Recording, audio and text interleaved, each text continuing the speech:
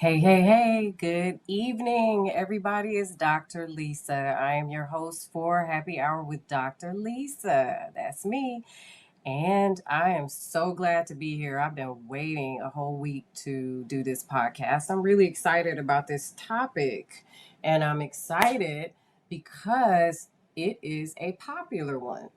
Before we get into it, if you want to talk to me, please feel free to do so. My number is 765 205 1959. You all can call me. Don't be bashful. And if you leave your number, I will call you back. And if you want to talk to me via email, you can do so as well. My email address correlates with my blog and my website. It is kidscanseeghosts at gmail.com. I, do you guys have a long day today? I feel like today was a really long day for me. So, this podcast, talking to all of you, I am live on Facebook. Hi, Facebook. I'm also live on two different Instagram pages. So, my private page, which I'm going to tell you guys, I forgot to charge my tablet again. So, I'm going to tell you ahead of time that you might want to transfer over to my public Instagram page, which is at Kids Can See Ghosts. Can you? I almost forgot what it is. So, I'm down to about 50% on that one. So as it gets closer and, the battery starts to die, I'll let you know. So I'm sorry about that. Work, work, work, work, like Rihanna says, keeps me forgetting different things like that. Um, so anyway, I had an interesting comment. If you go to my Quora page has over 41,000 views. So a lot of people across the world are interested in the ability that I've been talking about that some children have, which is to see ghosts. So 41,000 plus views. This month it was close to 3,000 views, and we're not even done with September. So I'm really excited about that. I did not expect it, not at all. But, blessings flow. And I am glad that I've been able to open up the door for so many people to discuss this topic because it's real. And I'm a witness, and it is real to so many people. So here's the thing. I want to talk to you guys about a blog that's a little bit personal to me. And I called it When Religion and Spirituality Collide. If you go to my website, which is Lisa Liggins, Liggins, Chambers, CHAMBERS.com, that's where you can find blog 14. The best way to keep up with this podcast is to go to my blogs, read them before I come on Podbean or live with all of you and talk about it. That way you'll keep up and you will know what the heck I'm talking about. So, the reason that I created this particular blog about religion and spirituality is not necessarily pertaining to the difference between those individuals that consider themselves religious versus those who consider themselves spiritual. I don't care about that. That's not what it means. Okay. I started getting a lot of questions from the public about why I talk about God with these children, why I talk about God. And interestingly enough, someone asked me that question on Quora, on my Quora page, with all of the thousands of views. And so, I'm open to all kinds of opinions. Names don't hurt me.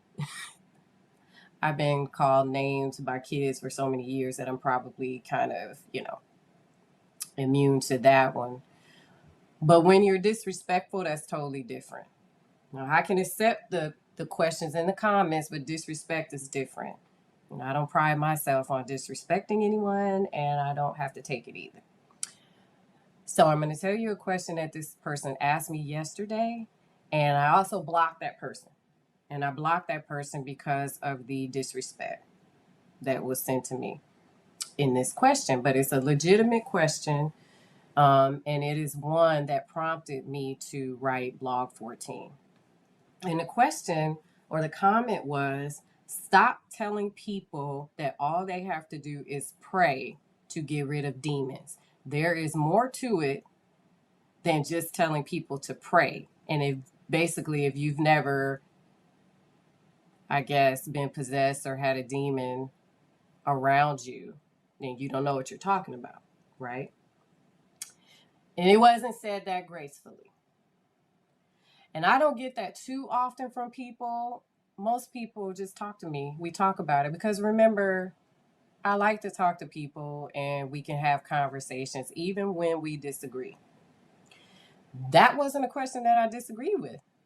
However, remember, I deal with children. And if some of you are adults and you want to call in and talk about your experiences, please do so. You're doing it from an adult perspective. A lot of these kids, a lot of the experiences that I talk about, they're with children. Keep that in mind. And children don't always describe, things the way that we adults do. Their brains aren't nearly fully developed in order to have that much, reasoning ability. And so, you know, when I talk about my experiences, it is from what worked for these kids. You ever watch watch a movie or you hear someone, and I've heard these stories even from adults, who will say things like, I felt like I was possessed, or I felt not, they may not tell you possessed, but they tell me, or I felt like there was a scary moment where I thought there was a demon around and I called out Jesus's name and it went away.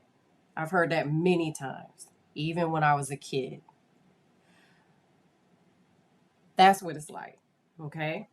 So with children, when I work with them, the substance of all of this documentation that I have that I'm sharing with the public on my blog is based upon how I worked with the kids and what worked with the kids. And I hope you all understand that. So, demons may not have left this woman that made the comment.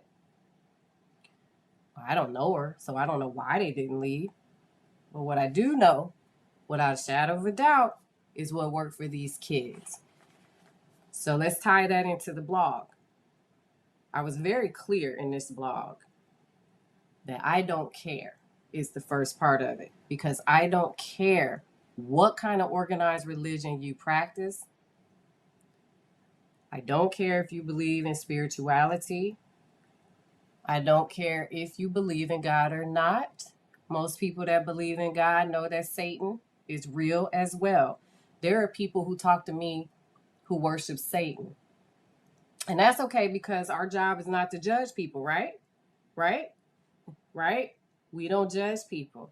And I welcome all people to talk to me about their experiences. And I accept them because I know there's something to them. And I also know, because I'm a witness, that this stuff is real. So it doesn't matter if you're spiritual, and it doesn't matter if you believe in no connection between God versus Satan. That stuff didn't play a part when I worked with these kids. Not initially. Later on it did. Not initially. For treating kids, it never mattered to me if their parents were religious or not.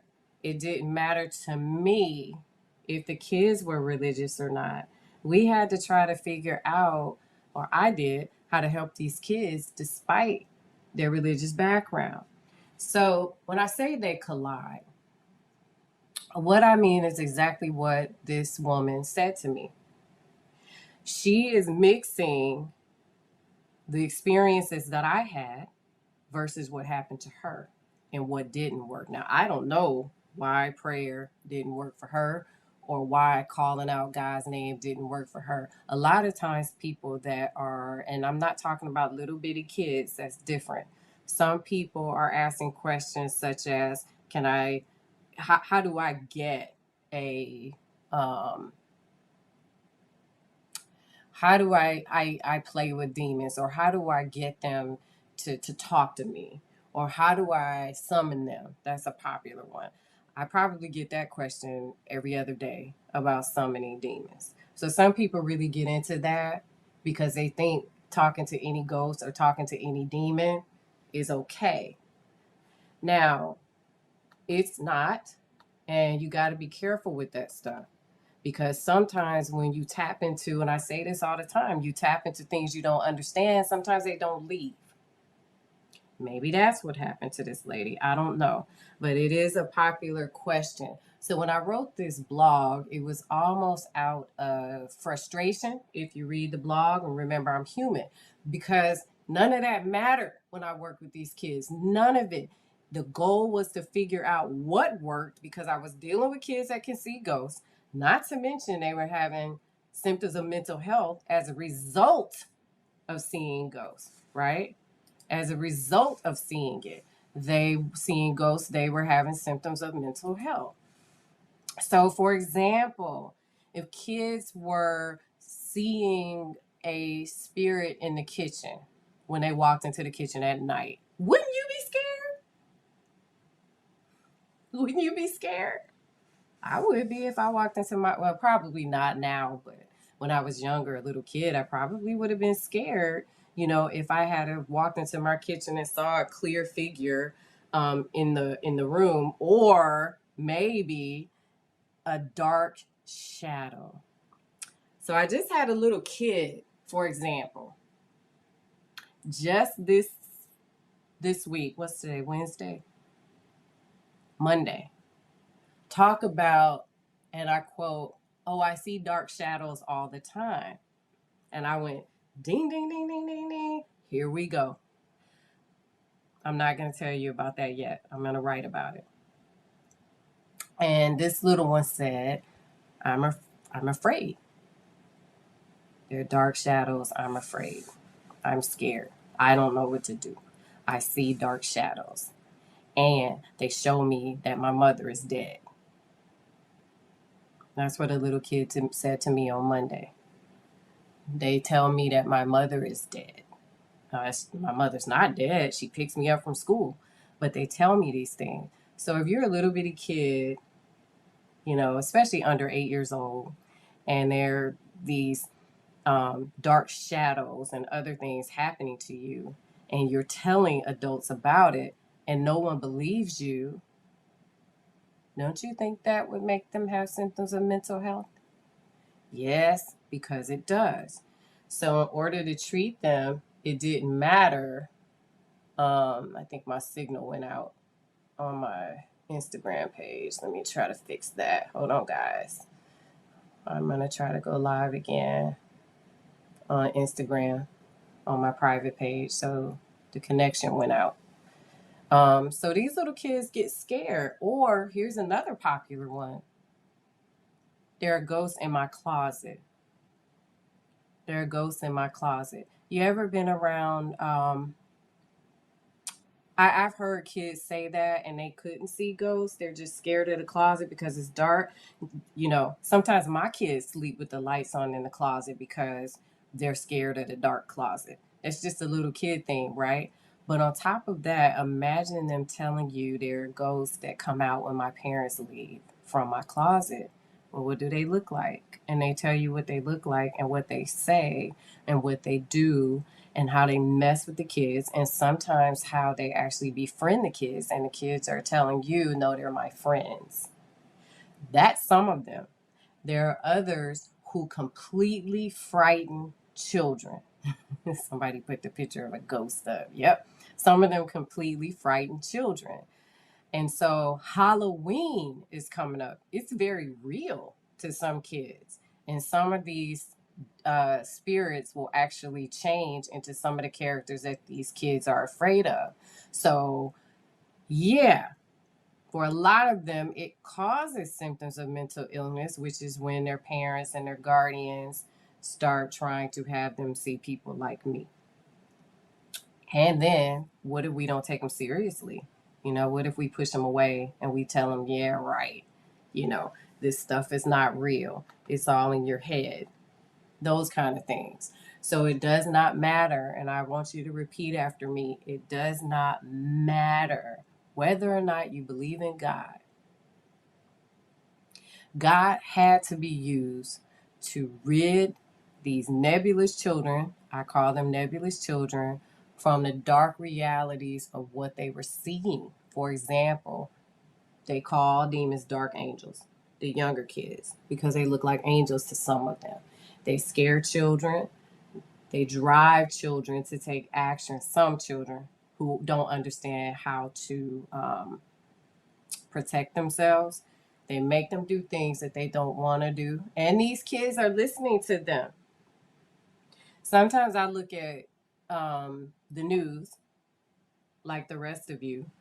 And if you really pay attention when something happens and somebody just kind of looks strange to you, they've murdered a lot of people and they're sitting in court, for example, and they're staring off in space, if you can see me live, and they aren't blinking, and they have a poker face, and they don't apologize or have any empathy, you know, those were the kind of kids that would see me, except those kids can see ghosts. They scare children. They make them take actions that they otherwise would not. They talk to the kids. They do talk to them. You guys know some of my stories already. They demons in particular create havoc within kids' lives. Look, demons are not our friends. I don't know why people constantly want to make these things their friends. Demons are not our friends. They're not. They're fallen angels. They hate humans because God loves humans, so they hate humans. They do cause some symptoms of mental illness because they manipulate kids. Remember child A? They manipulate kids. And I have many stories about kids telling me that a demon was talking to me. It shook my closet. It did this, it did that. It made me hit a girl. It made me take a knife to my mother, different things like that. So they don't leave these kids alone, guys. They just don't.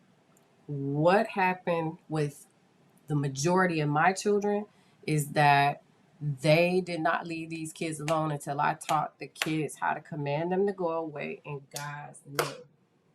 They had to call out Jesus in order for these things to leave them. Listen, I have some scary experiences with some of these kids. I have had kids in front of me learning how to say God's name and call out his name when they were being afflicted by dark angels. And I would sit there and watch it happen, and they would be better. At least they would be better because the quote unquote dark angels would go away. And how would I know that when I can't see for myself? It's because the kids would tell me that they're gone. What I would observe from a psychological perspective is that they felt better. They felt better. So, what I started to do, whether we liked it or not, one of the things I have not done specifically in these blogs is reveal my religion. Remember that. So, you guys don't really know what I believe in. But what I'll tell you worked was having them call out God's name, and it helped them to understand how to control what they were seeing. This is without any medication at all. Now, the majority of them stayed in therapy. Some of them stayed in therapy. But you have to remember, even in therapy, this is very real to kids. And you have to believe them if you are a therapist. And the reason that you have to believe them is because you want to establish a positive rapport with these children so you can help them. You want to help them. And that's the goal. Was I trained to do this? No. Are you guys trained in school to do this? If you are a psychologist and therapist and social workers? Nope. As a matter of fact, I was almost taught to leave religion out of everything that I did with children and adults. I remember once, and this is a sidebar, I remember once we were talking about Alcoholic Anonymous, and one of the professors said, oh, I wrote about this. I'm looking at the blog. I didn't even remember writing about this. One of the professors said that they didn't need to use God in the recovery, the AA program, which shocked me. Because if you know about the AA program, that's one of the premises that realize, I don't know exactly verbatim, that you are helpless without God helping you.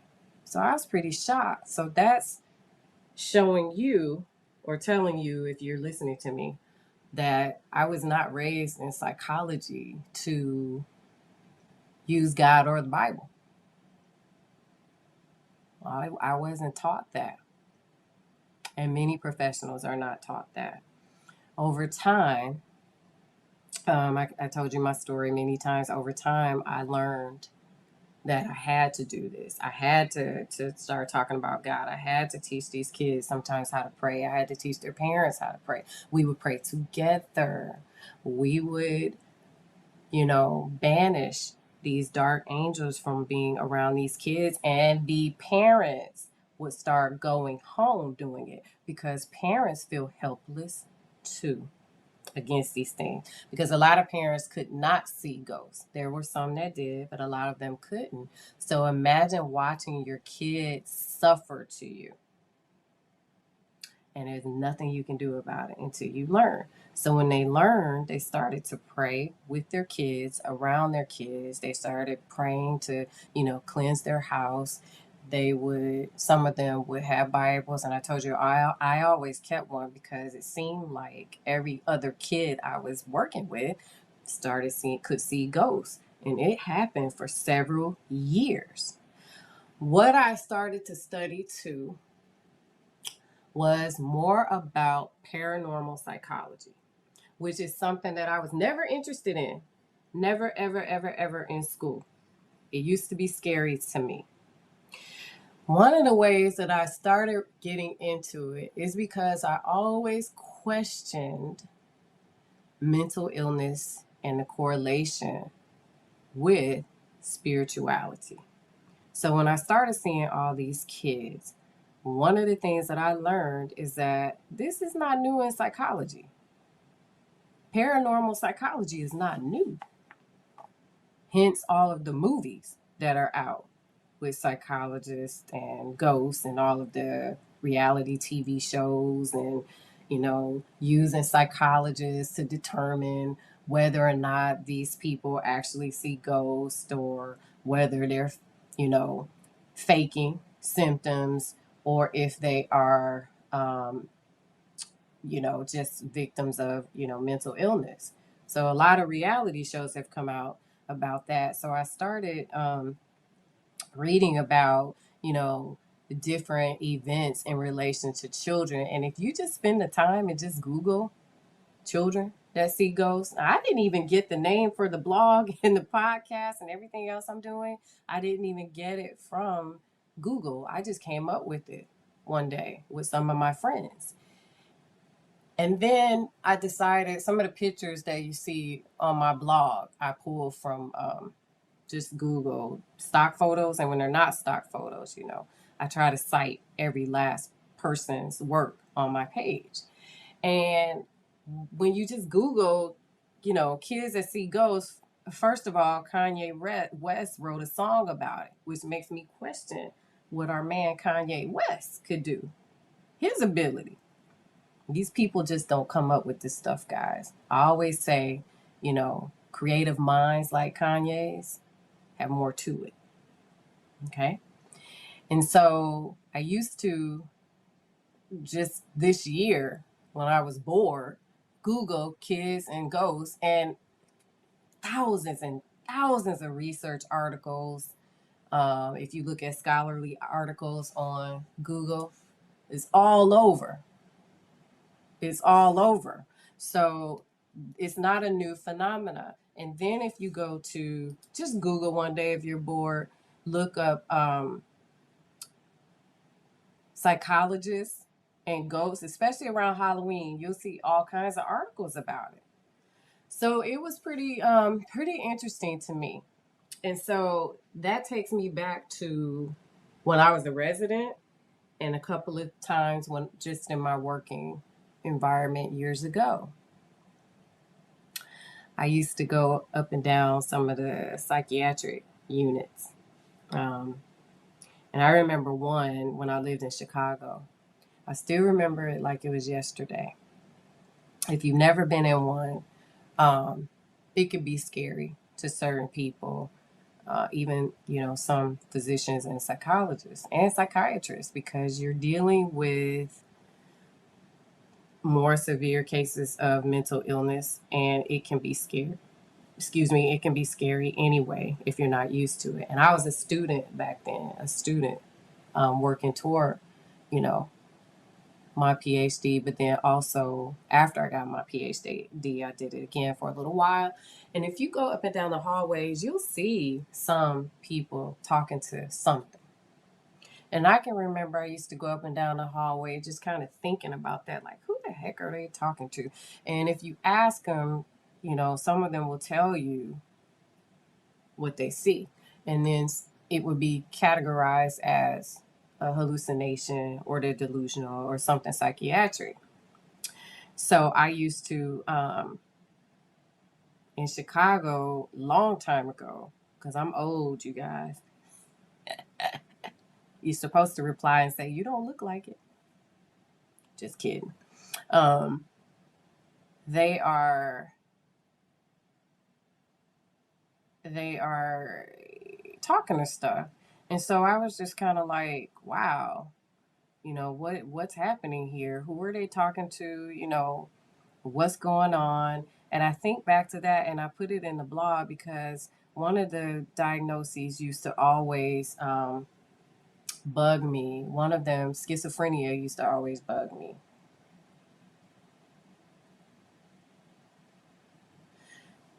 And so I used to think about schizophrenia and when there are auditory hallucinations,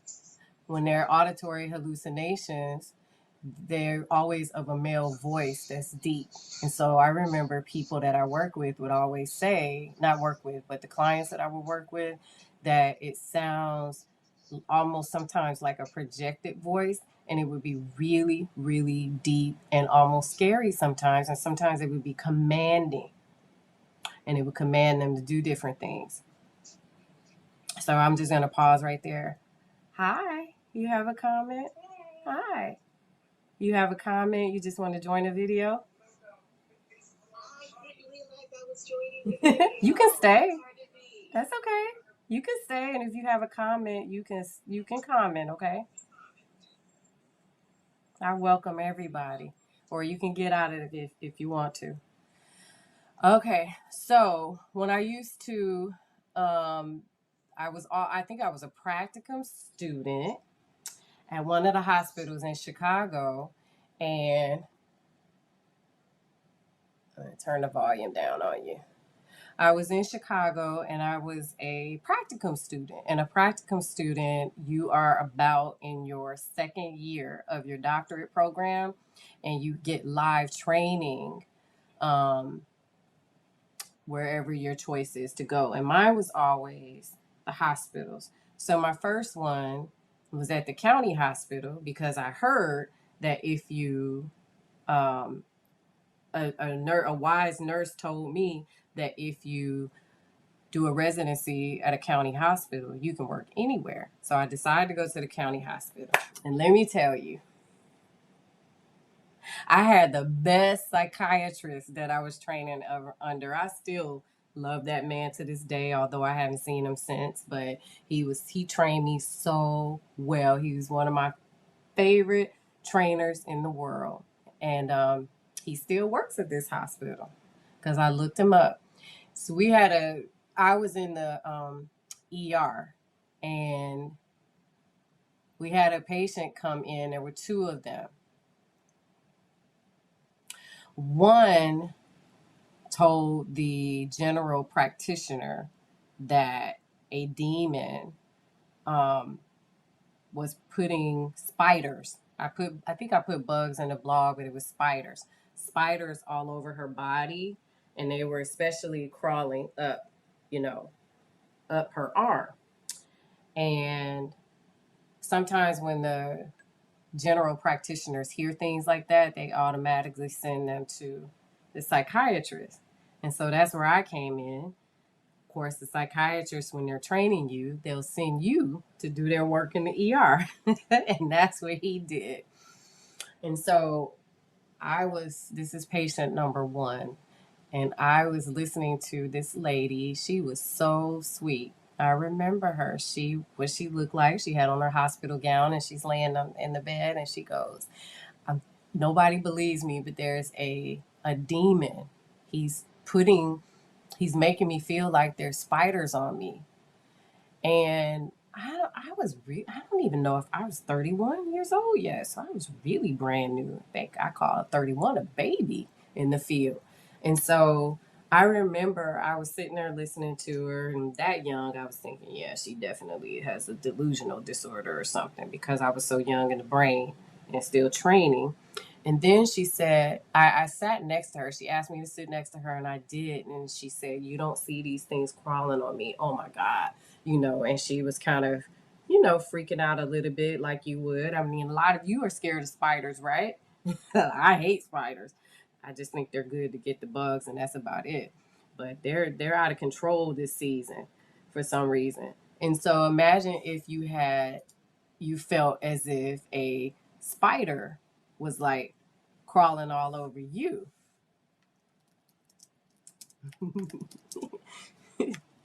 And so that's how she felt. And I sat there and listened to her and believed her, you know? And that was one of the first experiences, other than the psychiatric unit, where I felt like something else happens to our patients that's not explained by mental health. And then we had another patient coming in who came in. Now, this is a real good lesson for my students. So I'm on faculty at two different places, but one I'm actually teaching right now. And if you are listening, if we were face to face, this is one of the stories that I will tell you, because it's a good lesson for students. The second patient that I saw was actually telling the general practitioner. So the general practitioner, the ER physician, that's what I'm talking about, was telling the ER physician that she saw demons. And she was in and out of consciousness and all that stuff. And so when she told the ER physician that, of course, they called psychiatry, which meant the psychiatrist over me was going to send me back to the ER, which he did. So I'm talking and talking and talking, and this psychiatrist said to me, "What do you think we should do with both of these patients?" And I'm like, "Well, why don't you just prescribe some medicine? Because they both have mental health challenges, right?" And so he's like, "No." One of the first things you always do is to get these patients back to the ER physicians, because they're quick to send them to psychiatry, and make them do more testing.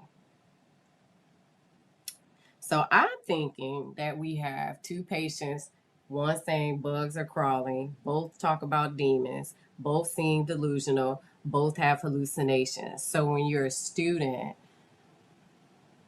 training, and then later on you have this in your head, you start hypothesizing about what could be going on with the mental health. Do they meet criteria for schizophrenia, the paranoid type? Sure they did. A delusional disorder? Yeah. If you guess one of the two, then of course you could be correct about both, right? Okay. There are other disorders I can think of now, but when I wrote the blog, I couldn't think of them. So he told me they're going back to the the ER physicians. And he sent them back and said, do more testing. Do more testing.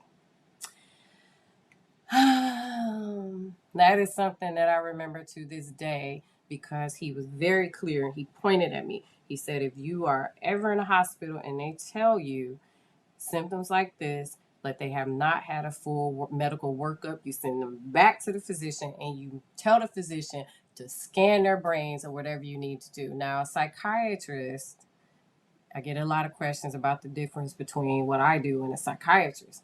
The psychiatrist goes to medical school. They write prescriptions. They are medical doctors. They specialize in psychiatry.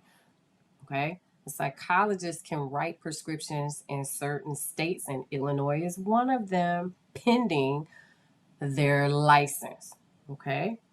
I do not write prescriptions in Illinois. You need a license for that, and I am not a licensed psychologist. I'm a licensed school psychologist. Big difference. So, a psychologist, for example, in the state of Illinois who can write prescriptions has a license to do so. A psychiatrist, all of them, if they are practicing, have licenses to practice psychiatry, medical doctors, okay? And so he wrote the whatever he needed to write to go back to the ER physician. Okay, so I'm going to tell you what happened. Patient number 2 was easy. Patient number 2 is the one who was in and out of consciousness. The patient 2 was the one who had the bugs crawling all over. The first patient that I talked about in the blog is the one who was in and out of consciousness, but also saw, demons and stuff like that while, something was going on with her brain. So this was another experience that I had with these individuals. So I had to talk to both families, and the families of the patients, were supportive, but of course, the one who said the spiders were crawling on her, that family member kept saying that she was quote unquote crazy. The other patient was sent to get brain scans. And the story was believed by that family. Maybe she has a gift. Maybe, she really can do this. Okay? Now, I don't jump quickly to mental illness because of patient number 2. Do you guys know why patient number 2 was in and out of consciousness? If you haven't read the blog, and also hallucinating. Patient number 2 ate some raw pork in Mexico, one part of Mexico, and I don't know which part, I don't remember, this was years ago, and had a worm in her brain. They were able to give her some antibiotics to make the parasite go away. I could not believe that. I could not believe it. What did I learn from that situation? My psychiatrist told me that's the reason we don't jump quickly to mental illness. The patient with the spiders, however, was a different story. Brain scans were normal. Brain scans were normal. Psychiatrist told me you have to listen to your clients before moving quickly to mental illness. And this is why, this is why I didn't move quickly when it came to these nebulous children. That served me well over the years. The woman with the spider did not have mental illness, did not have, a category of mental illness that was diagnosable. That person went to therapy to try to deal with it. That person was not kept in the ER. And I wonder if he remembers that story. I do.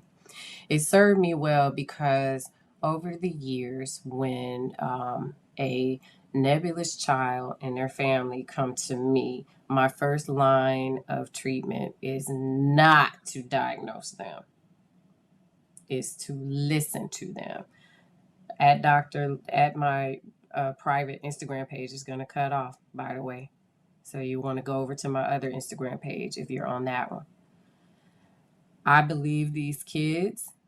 And once I started to really understand that these kids were coming to me and that their stories were real, even if it was not real, it was real to them. And then teaching them how to control their gift became my quest for these kids. Teaching them about it, listening to their stories about dark angels were just popular with kids. They were probably more popular than God's angels with kids. That's how come I know dark angels so well, because the kids would talk about them all the time. Each kid, they didn't know one another. Keep that in mind. Now, when they had a religious background, that helped. It helped. I'm not going to deny that. It did help. It made it a lot easier for them to understand how they needed to take prayer to a level of engagement with their gift, so that they can learn how to remove these dark angels from their lives. Now, what did that mean? That meant that I had to learn how to incorporate God and Satan and other, spirituality into my treatment. And I had the support of everyone that I worked with and every company to do that. Now, one person told me not to do that, which should make you feel good about at least the people that I worked with in different agencies. And to this day, I haven't had anyone reject that kind of combined treatment. So adding spirituality into treating kids. And that was something that I started to do with every kid that can see ghosts. So this is why it collided, because then you also had the families who did not believe in God. You just had to work harder, and that's all. But they were actually the easier. And I write about this later on in a couple of blogs. They were actually a lot easier, surprisingly, right, than the individuals who do believe in God, or did back then. They were actually easier. They were more open. Sometimes the families who had a strong religious background were harder because they understood demonic activity and they wanted to deal with it the way that they wanted to, which was usually to reject this in their kids. They would usually reject it. Okay. So if you do want to work, if you do encounter these kind of kids, you have to believe them. One of my undergraduate friends is going through that right now, and she's listening. And so one of the first things you have to do is you do have to believe them. You have to establish that kind of rapport. Take all the notes that you can and let them just get it out. And that's what I did. And talk to them about it. When it becomes problematic for the kids is when you start to see symptoms of mental illness. Some kids are okay with seeing both angels, God's angels, and dark angels. Some are okay with both. I've experienced kids that were okay with both. Do I like them talking to dark angels? No. But sometimes there's nothing you can do about it. But if you want to work with these children, you have to understand that God and Satan do come into play. And being spiritual may not be enough to treat it. There are a lot of people who say, oh, I'm spiritual, I'm spiritual, I'm spiritual. You can be spiritual all you want to be, and no one knocks that, and that's your choice. But you have to be able to tell these kids how to rid themselves of these dark angels that wake them up at night, that hide in their closets, that hide in the forest outside, that ride on the bus with them when they go to school, that sit in their classroom. I remember kids telling me that They would take their pencils and pens, if you can see me, and raise them up on their desk. And then when somebody looks, they toss them like this so no one will see it. And the kid will get accused of doing something that they didn't do. And so you're going to have to tell these kids how to rid themselves of dark spirits or dark angels in the name of the Lord. That's when religion and spirituality collide. So you're going to need to believe that they can see angels, demons, everything. You're going to have to believe it. Rejecting them is the last thing that you need to do. And that goes for all of us parents too. You have to protect yourself and your family. I had to cover my family. I was taught to do that from 2 pastors. Why? Because I was told that dark angels or demons will jump and harm you. Okay?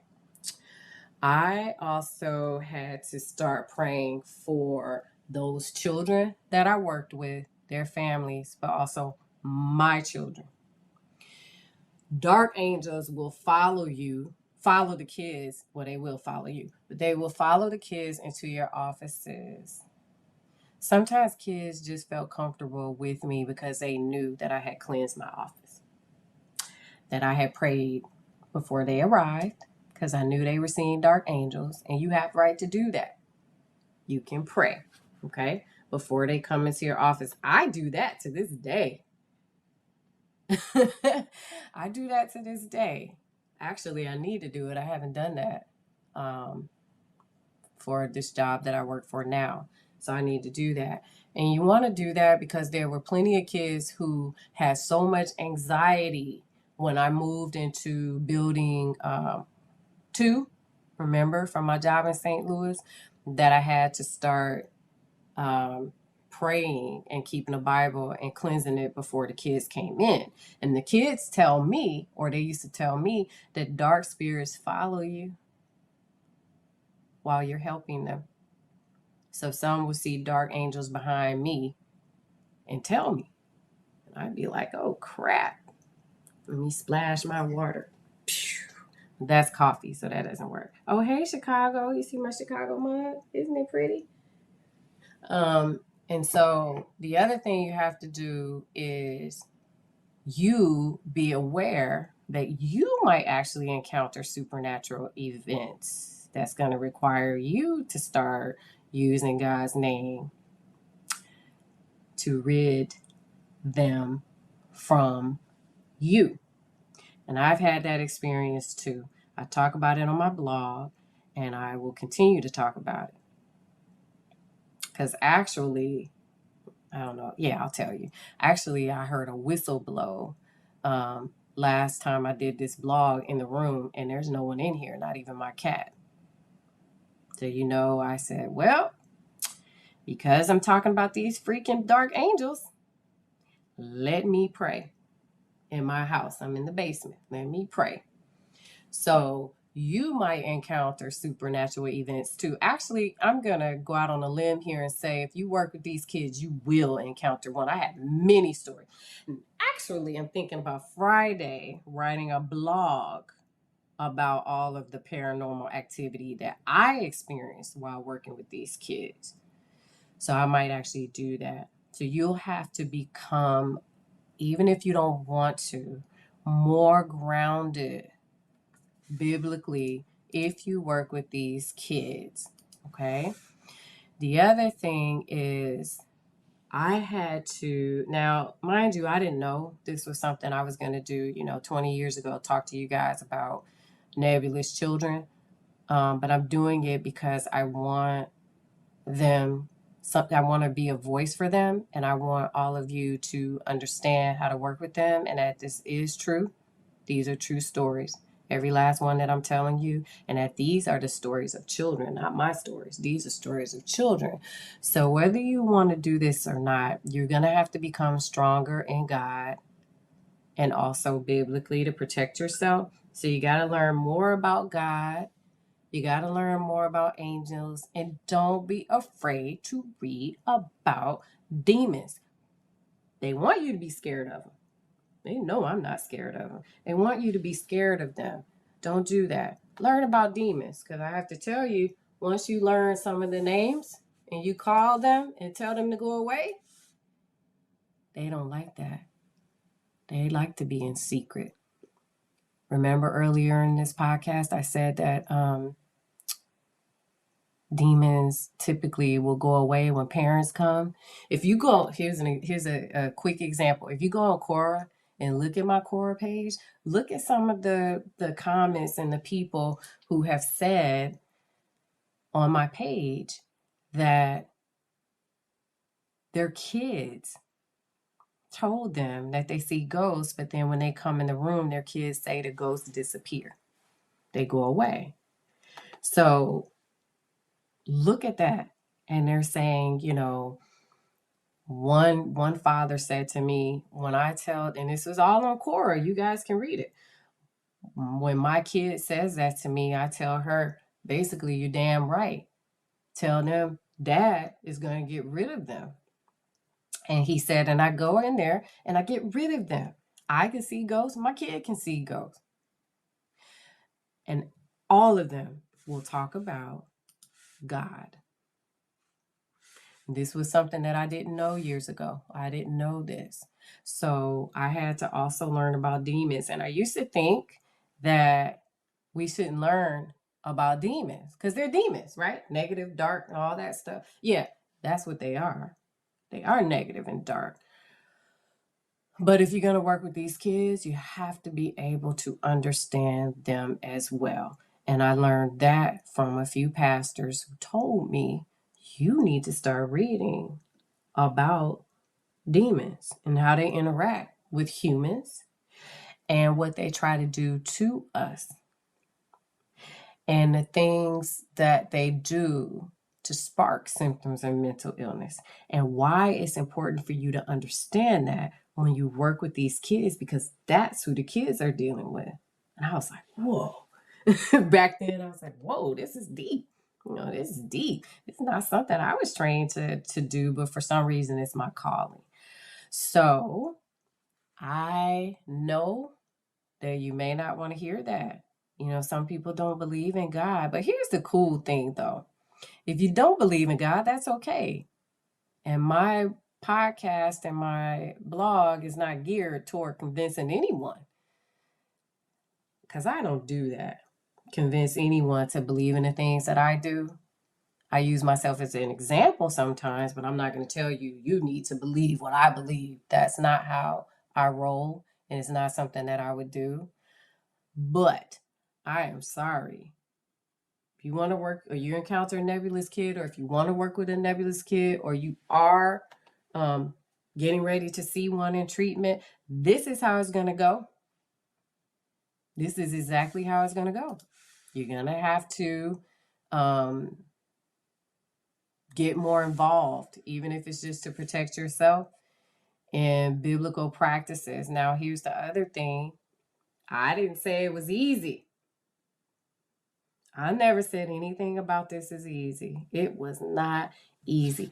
Look at all the learning I had to do over the years, and look at a lot of people who were so important in this learning, but also remember I wasn't trained in this. And something big. I didn't know what to do when I first encountered these kids until one day I looked up and said, they all can see what's around me. And they don't know one another. What is that? It's something to this. Not to mention, I can't tell them about each other. And from then on, it was never easy because I had to figure it out. And it's going to be hard for you as well. But the best thing you can do is start listening to these kids and helping them get through it. Because it's not in the DSM-5, people. If you're a therapist, this is not in the DSM-5. This is totally outside of the box, and that's how you have to think about these kids. So we will continue to talk next week. We will be on blog 15. Oh yeah. And the blog 15 is a month I made during Pride Month. And I have some stories for Pride Month that correlate with ghosts.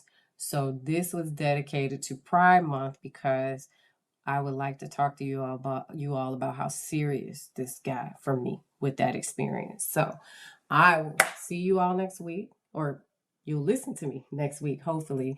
And then when you read Log 15 next Wednesday at 5 o'clock, I will see you here and we will discuss it. Thank you for joining me. You guys have a good night.